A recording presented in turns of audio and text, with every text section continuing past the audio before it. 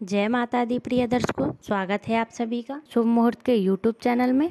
जानिए नवरात्र का 8वां दिन, जाने माँ महागौरी की पूजा, विधि, मंत्र, भोग और कथा। नवरात्र के 8वें दिन महागौरी की पूजा का महत्व जाने। शारदीय नवरात्र अब अंतिम पड़ाव पर पहुंच चुका है। आज माँ दुर्गा के 8वें स्वरूप महागौरी की पूजा की जाती है। 8वें दिन महागौरी की पूजा देवी के मूल भाव को दर्शाता है। देवी भागवत पुराण के अनुसार माँ के 9 रूप और 10 महाविद्याएं सभी आदि शक्ति के अंश को और स्वरूप हैं, लेकिन भगवान शिव के साथ उनकी अर्धांगिनी के रूप में महागौरी सदैव विराजमान रहती हैं। इनकी शक्ति अमोघ और संघ फलदायिनी है। नवरात्र की अष्टमी तिथि को विशेष महत्व रखती है, क्योंकि कई लोग इस दिन कन्या पूजन कर अपना व्रत खोलते हैं। आइए जानते हैं कि माँ महागौरी के बारे में विशेष बातें। जानिए किस तरह माँ का नाम पड़ा महागौरी। देवी भागवत पुराण के अनुसार देवी पार्वती का जन्म राजा हिमालय के घर हुआ था। देवी पार्वती को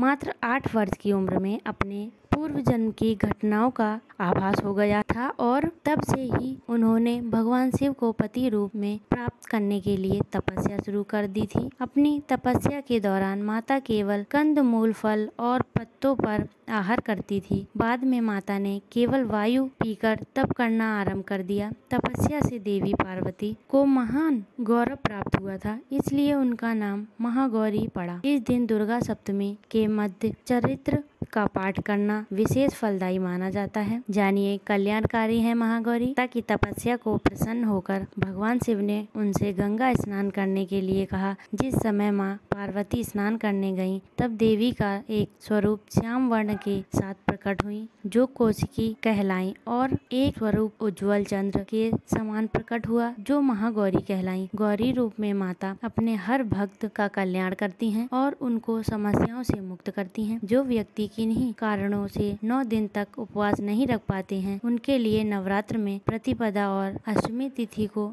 व्रत रखने का विधान है। इससे 9 दिन व्रत रखने से समान फल मिलता है। देवी भागवत पुराण के अनुसार महागौरी वर्ण पूर्ण रूप से गौर अर्थात सफेद हैं और इनके वस्त्र व आभूषण भी सफेद रंग के हैं। जानिए ऐसा है माँ का स्वरूप। देवी भागवत पुराण के अनुसार महागौरी वर्ण पूर्ण रूप गौर अर्थात सफेद हैं और इनके वस्त्र व आभूषण भी सफेद रंग के हैं। माँ का वाहन वृषभ अर्थात बैल है। माँ के दाहिने हाथ अभय मुद्रा में है और नीचे वाला हाथ दुर्गा शक्ति का प्रतीक त्रिशूल है। महागौरी के बाएं हाथ के ऊपर वाले हाथ में शिव का प्रतीक डमरू है। डमरू धारण करने के कारण इन्हें शिवा भी कहा जाता है। माँ के नीचे वाले हाथ में अपने भक्तों को अभय देता हुआ वर मुद्रा में है। माता का यह रूप शांत मुद्रा में ही दृष्टिगत है। इनकी पूजा करने से सभी पापों का नष्ट होता है। जानते हैं माँ का भोग क्या चढ़ाएं। देवी भागवत पुराण के अनुसार नवरात्र की अष्टमी तिथि को माँ को नारियल का भोग लगाने की परंपरा है। भोग लगाने के बाद नारियल को या तो ब्राह्मण को दे दें, अन्यथा प्रसाद रूप में वितरण कर दें। जो भक्त आज के दिन कन्या पूजन करते हैं, वह हलवा, पूड़ी, सब्जी और काले चने का प्रसाद विशेष रूप से बनाया जाता है। महागौरी को गायन और संगीत अति प्रिय है। भक्तों को पूजा करते समय गुलाबी रंग के वस्त्र पहनना चाहिए। गुलाबी